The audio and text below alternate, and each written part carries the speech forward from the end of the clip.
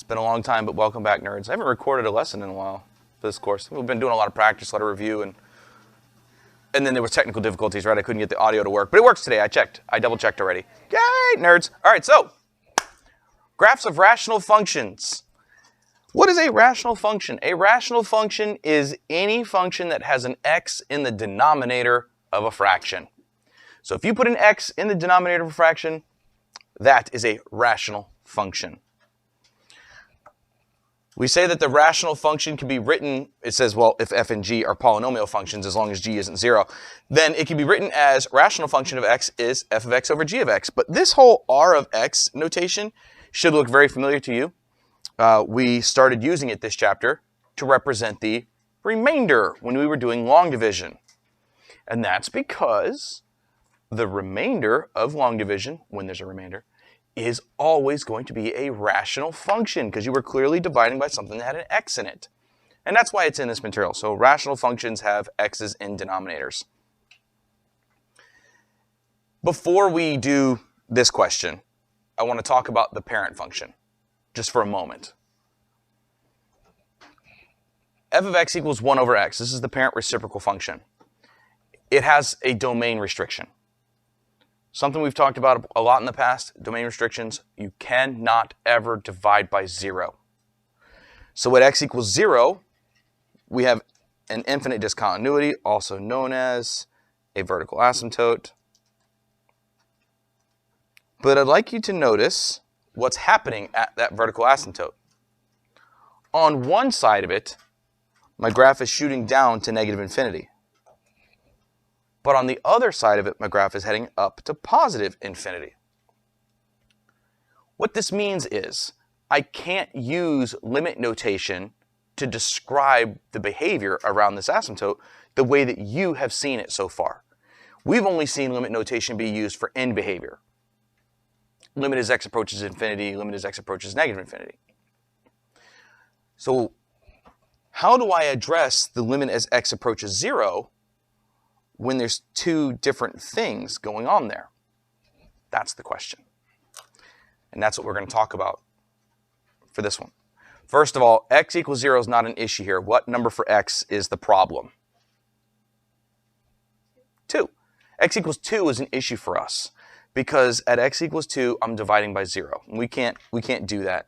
So we'll just say the domain of this is all real numbers except for the number 2, which is negative infinity up to 2, bracket, parentheses, union, parentheses, 2 to infinity. There. So there's our domain. Everything except for the number 2. It says use limits to describe its behavior at values for x that are not in the domain. X equals 2 is not in the domain. Okay. Here's how we do that. We use symbols to describe the left side of the asymptote and the right side of the asymptote.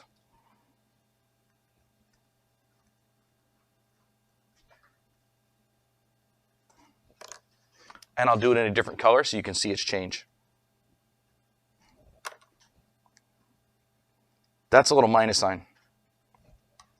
We read that as the limit as x approaches 2 from the left. So that little symbol means we're just a hair to the left of x equals 2. Is it like the number down here or here? So it goes above. It looks like an exponent. It looks like an exponent. It means just to the left of 2. And if you use a plus, it means to the right.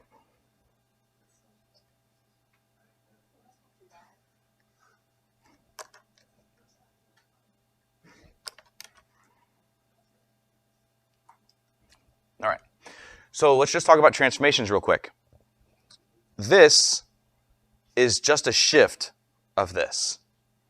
So this is going to do nothing but shift the graph 2 to the right. What that means is I can use this down and this up for these two limits. But what if you didn't have a picture? What if you weren't allowed to touch a graphing calculator? What would you do? It takes a little bit of mental gymnastics to do this. There is nothing for me to write. There's lots of things for me to say. Luckily, it's on a video, but you might want to write some things down I don't know what you would want your notes to say. This is how we pull this kind of work off without a calculator. By the way, this is what all of Chapter 1 of AP Calculus is about. So you might want to pay close attention to it. If I say I'm approaching 2 from the left, that means I'm going to allow x to be a number that is remarkably close to 2, but just to the left of it. Like 1.99999999999999999. Okay? It gets almost 2. It's just a little bit less. And then in my mind, I go, if I took a number remarkably close to 2, but just a little bit less than 2, and I subtract 2, what kind of number am I going to get down here? A negative. And now let's talk about the size of that number. Is it going to be really big or really small? Really small. Well, positive divided by negative is always going to result in a negative. And a number, 1, divided by remarkably small. How many remarkably small things can fit into a number? A lot, a lot, a lot, a lot. In fact, the closer we get to the number 2 from the left, the smaller the negative number will be. Well, the smaller the number will be that we're dividing by. We're going to be doing negative, because it's smaller than 2, 1 divided by 0.000000000000000001. And the answer is going to be a butt ton, okay? So anytime you have number divided by remarkably small, you're heading towards an infinity. Because a lot of remarkable small things can fit inside of a whole number. It's like saying how many grains of sand are there on one beach? A lot, right? And we could do the same kind of mental trick for this one. We're going to let x be a number that's remarkably close to 2, but just to the right. 2.00000000000000001, something like that. Okay, lots of zeros. You then subtract 2 from it. Positive or negative result? Positive. 1 divided by a positive number is always going to be a positive number. But the number will once again be remarkably small. So 1 divided by remarkably small, infinite. So we can do that kind of work without writing anything down. But you have to be comfortable dealing with infinitesimals. That means really, really small numbers. And really, really big things. Infinites. Debatable. The reciprocal function. Here's the other features that you need to know about this thing. I mean, we already know its domain. It's all real numbers except for the number 0. But its range is also all real numbers except for the number 0. The reason why. 1 divided by anything you could think of will never get you the number 0. So that's why 0 is not in its range. It's continuous at all real numbers except for x equals 0, but that's not an issue because x equals 0 is not part of its domain. It's decreasing everywhere, from negative infinity to 0 and from 0 to infinity, always decreasing. Notice there are no brackets on the increasing decreasing. 1, it never changes. And 2, even if it had changed here, this is an asymptote. Can't exist there. It actually has odd symmetry. Turning it upside down is the same as reflecting it left-right, so it's oddly symmetric. It has no local maximums or minimums. It does have a vertical asymptote at x equals 0, horizontal asymptote at y equals 0. Skirt, put the brakes on right there. Let's talk about this for a second. Unfortunately, some of you may be under the impression that an asymptote is a line you cannot cross. That is not what asymptote means. Asymptote means an x or y value that you're going to get remarkably close to. But it does not mean you can't cross it. Well, vertical asymptotes you can't cross. That's just coincidental. The reason why you can't cross them is because your graph doesn't exist there. But a horizontal asymptote, all it does is describe what's happening as x gets really, really, really big, either positive infinity or negative infinity. It doesn't describe anything about what's going on towards x equals 0. And because of that, you're going to see lots of instances of graphs crossing their own horizontal asymptote. That's not a big deal. It's not a problem at all. Asymptote does not mean you can't go here. Asymptote means you're going to get close to this. That's what it means. The end behavior is the same on the left and the right. It doesn't matter if I'm heading to the far left or if I'm heading to the far right. Either way, my y values are careening towards 0. And this, ladies and gentlemen, is standard form. A can be positive or negative. Of course, if A is negative, there's been a reflection. Notice there is no number in front of x.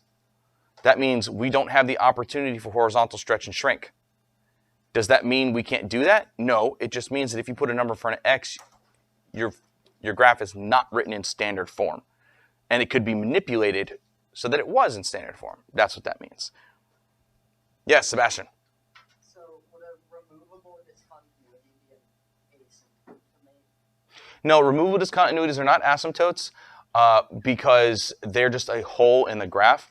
An asymptote literally means the graph is going to approach this value for all infinity. Now, so I can get infinitely close to the number x equals 0, and the closer I get, the further down this thing crashes.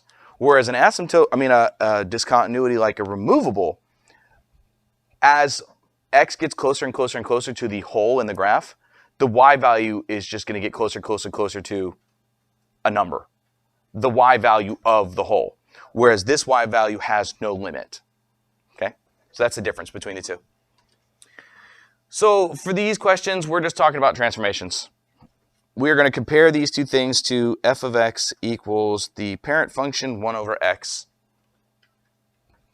I see two transformations. This is what happens when you multiply your fraction by 2.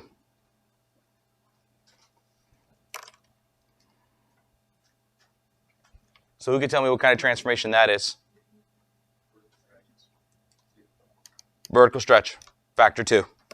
Vertical outside, same. Vertical stretch, factor 2. There we go. And this one has replaced my x with x plus 3. This is an inside change. Horizontal, inside, opposite. What kind of transformation is that? You can say it louder if you want to. Shift left 3. Here we go.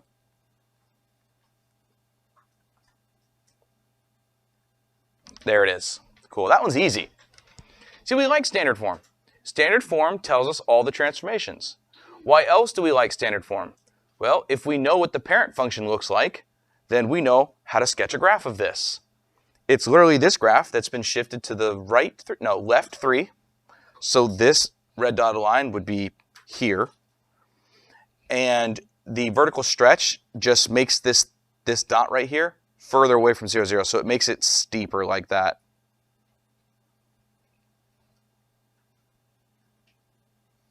No, I said that backwards. It gets it closer. It gets it closer.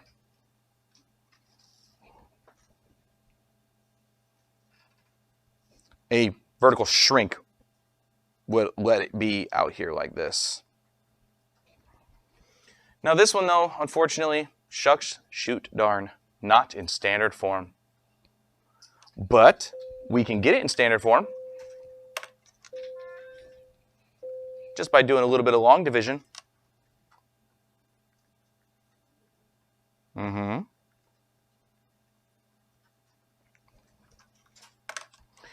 I'm trying to make this x look like a 3x. What do I have to multiply by? 3. Alrighty, I'll just throw a 3 right there. Now let me distribute my 3. It's going to give me 3x minus 6. Big, ugly, obvious negative sign, because I need to pay attention to this minus negative, which means plus. So negative 7 minus negative 6, that's negative 7 plus 6. That's going to give me a remainder of negative 1. So we write our remainders, if you recall, over the divisor.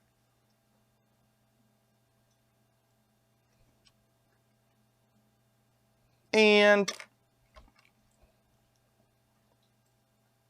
manipulate the order a little bit and realizing that putting a negative sign on the top of the fraction is the same thing as putting a negative sign in front of the fraction.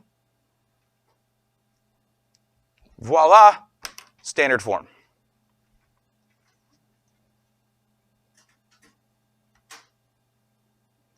And now I could see all three transformations that are occurring to my parent function.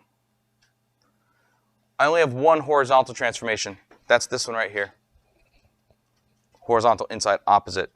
So this one tells me to shift right 2. For the outside transformations, though, order matters because there's more than one. Vertical, outside, same. Outside transformations follow PEMDAS just like we think they should. So I'll have to do this one first, and then I'll be able to do this one second. Putting a negative sign on the front, what does that do? Yeah? Yep, that is reflect over x-axis. Good job.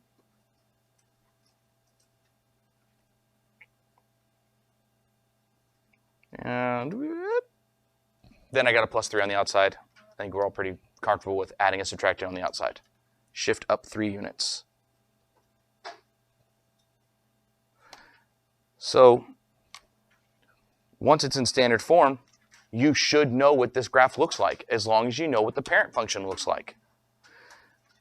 It's going to be this graph turned upside down, then shifted up 3, shift right 2. So even though the question didn't ask me to, I feel the need. I feel the need to sketch this graph. You used to have a vertical asymptote at 0. Now that vertical asymptote's at x equals 2. You used to have a horizontal asymptote at the x-axis. Oh, but it's been shifted up 3.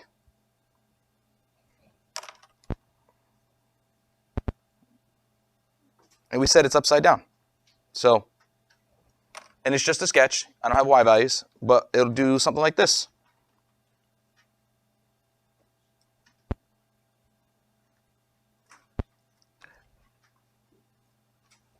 Transformations are powerful.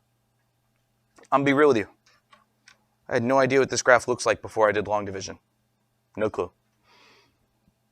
The only thing I knew about this graph is that it didn't exist at x equals 2. But once it's in standard form, knowing what the parent function looks like, oh, it's easy graph. So simple. Not bad, right? And even then, the long division will be relatively easy as well. One thing I do want to point out, though, is that if you change the degree of this x, that is not a transformation, because that's a completely different parent function. Okay? I just want to throw that out there.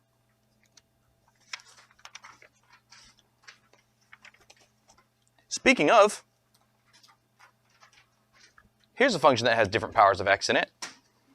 And I hate sideways fractions. I only typed it that way to save some vertical space for work purposes.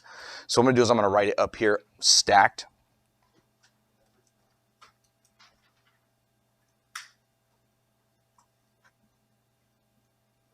Yeah, that's easier to think about.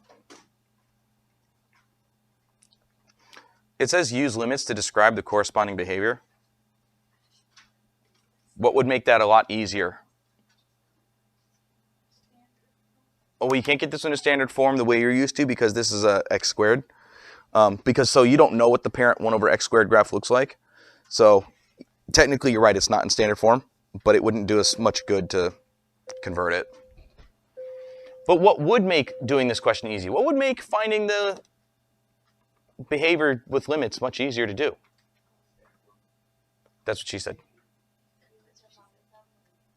Again, that's all standard form. You guys are... Well, we can't factor it. No, you're... Okay, let's go all the way back to the beginning of the notes today. What made this one really easy to know? A picture. Pictures make it really easy to talk about the behavior, don't they? Yeah. So we're gonna get a picture of this without our graphing calculator. We don't need our graphing calculator because we have big juicy brains rattling between our ears. Okay, we understand how functions work. We understand things about numbers. First, let's talk about the domain of this graph. Are there any places where x squared plus 1 would be equal to 0 in the real number system? No. Because x squared is a positive number, or it's 0. That guarantees the bottom of this fraction is always a positive number. That means this graph has no vertical asymptotes. So we don't have to worry about the limit as x approaches from the left and the limit as x approaches from the right part, because x squared plus 1 is a number that is strictly greater than 0. You seem to not believe that. No, not that. I'm just, where we did the thing to find the horizontal asymptote. No, I don't know that. I don't think we've done that this year.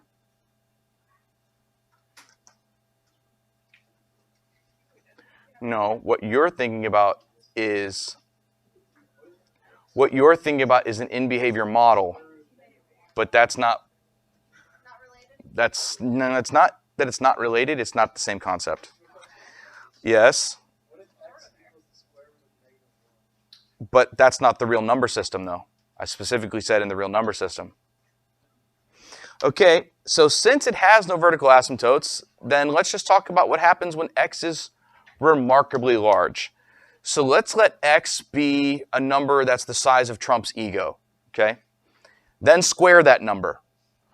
Tell me what stops mattering all that much. And what are the little tiny parts? Like the shifts. The shifts. The constant values mean less and less the bigger x gets. For example, let's let x be the number 1 million. Now we square it. 1 million squared, that is 12 zeros. You guys know what that number is? A trillion. Okay? A trillion and 2 divided by a trillion and 1 is darn near what? Okay, it'd be great if everybody was paying attention again. Let's try this again. A trillion and 2 divided by a trillion and 1. What is that almost equal to? 1. It's almost equal to 1. Because a trillion over a trillion is 1. Okay. So it's almost equal to 1. What that tells me is, as x gets remarkably large, positive or negative, who cares because I'm squaring it, this fraction is going to get close to the number 1.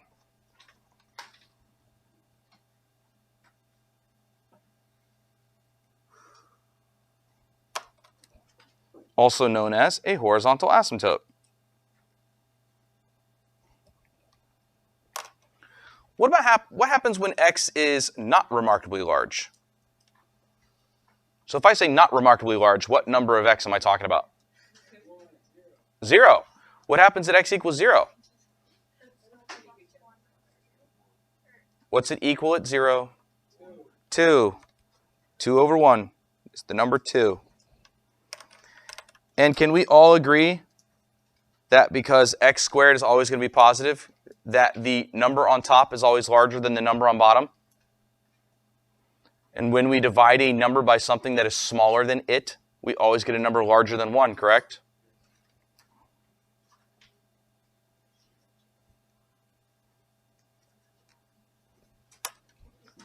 It's bell curved.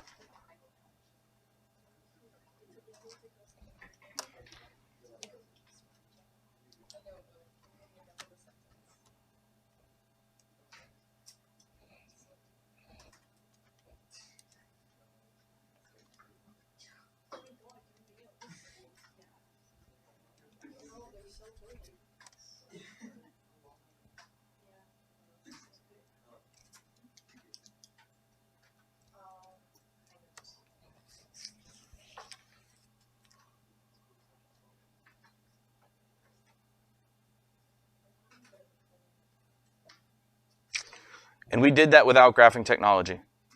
Just by understanding numbers and talking about things that have to be true. A little bit ago, Sebastian talked to me about removable discontinuities, also known as holes in the graph. Rational functions can have holes in them.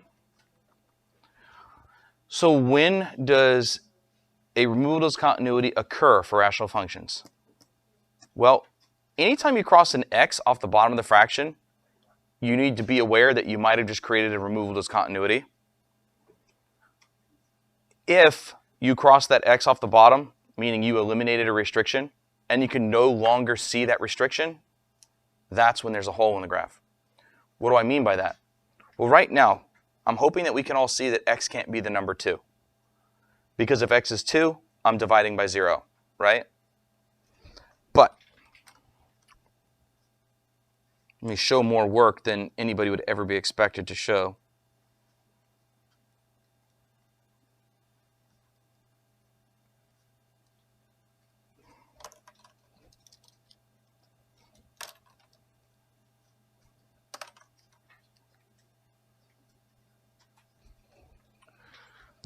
Notice that the end result still shows me that x cannot be the number 2. They all say x minus 2, Charlie. I just wrote them twice on top and 3 times on the bottom.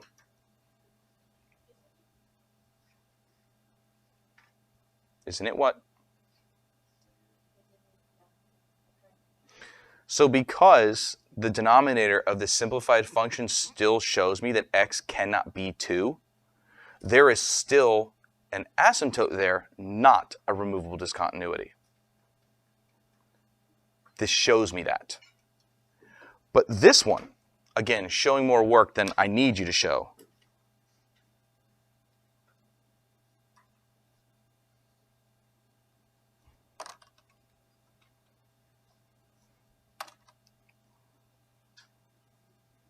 If I just told you y equals x minus 2, that's a straight line. And straight lines have a domain of all real numbers. This no longer shows me that x being 2 is a no-no. And since it no longer shows me that there's an issue there, I know that there's a removable discontinuity there. We all know x can't be the number 2. But that doesn't say that. So yes, there will be a hole at x equals 2. This question actually says, find the coordinates of the removable discontinuity. I know the removable discontinuity is going to be at 2 comma, if only I had a y value. How do we normally get y values? We plug in x values. Well, we can't plug in x equals 2 over here. But you know where we can plug it in? Right there.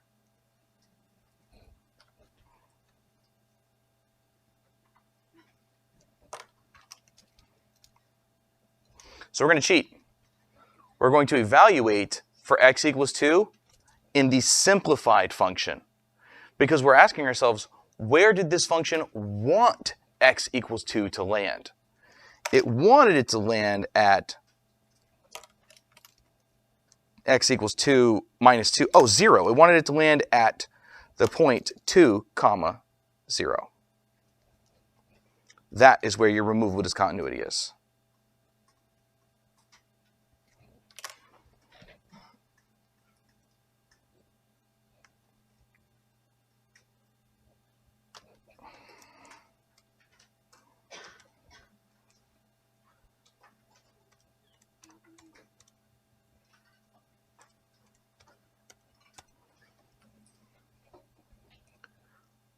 The graphing calculator is showing me this rational function. And it drew the line y equals x minus 2. It looks like it crosses through the x-axis at 2 comma 0, right? But if you go to the table, you'll see at x equals 2, there's an error. Because the graph doesn't exist there.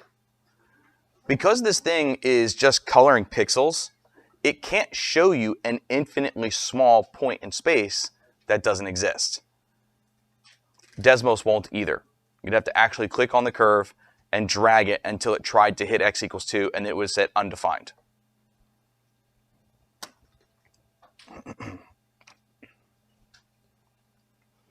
And this last one.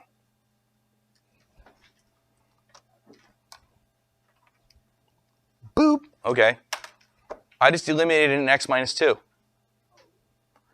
The simplified version of this function says x squared minus 1. That's a quadratic. Quadratics have a domain of all real numbers. But we all know that this thing was not originally a quadratic. We all know that originally x was not allowed to equal the number 2. And because our end result no longer shows us that, there will be a hole at x equals 2 again. And we figure out where this quadratic wanted that coordinate to be.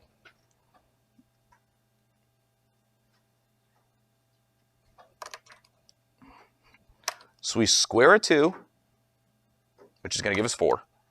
We subtract 1. So this graph has a removable discontinuity at 2, 3. There's a hole in our graph at 2, 3.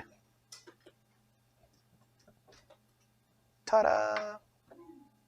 So not too bad, right? All right. Then allow me to take it one more level. And I'm going to put a star next to this stuff. Okay. Just for that one right there specifically. Those three things. It says if our rational function is f of x over g of x, and we're saying that f of x and g of x are polynomial in nature, then our end behavior asymptote, which I will later shorthand to EBA. Please, this is not to be confused with an end behavior model, which is what we did earlier in the year. Because for end behavior models, I specifically only gave you examples like this that had constants after them. If this had said x squared plus x, then we would have been looking for an end behavior asymptote, and we would not have been able to say like, oh, it just covers up. No, you can't do that. Okay. So, if the degree of the numerator is less than the degree of the denominator, the degree on the top is smaller than the degree of the bottom, like this one. That's degree 0 on top, degree 1 on the bottom. Then your horizontal asymptote will automatically be y equals 0. Your end behavior asymptote is horizontal, and it will automatically be y equals 0. See? If the degree of the numerator and denominator are the same, then you, once again, have a horizontal asymptote, and it's found by doing leading coefficient divided by leading coefficient. That's why this one approaches y equals 1 on both sides. And that's why this one approaches y equals 3 on both sides.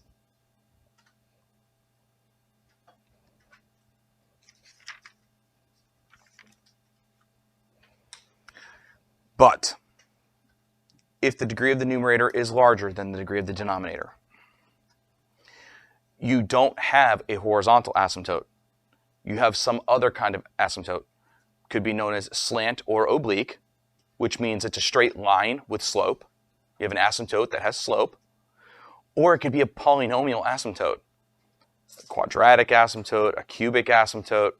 But again, remember that asymptote doesn't mean something you can't cross. It just means something you're going to get very close to. All right? In behavior asymptotes, when the degree is higher on top than it is on bottom, are found using long division. Vertical asymptotes, we've already talked about. These are places that make the denominator equal 0 that don't cancel out. X-intercepts. X-intercept means you're on the x-axis, right? Oh, you have a question about asymptotes? Yeah, what's up? So how do we know which one's bigger when there's variables? No, the degree is the exponent. Oh, the degree, I'm sorry. Yeah, it's okay.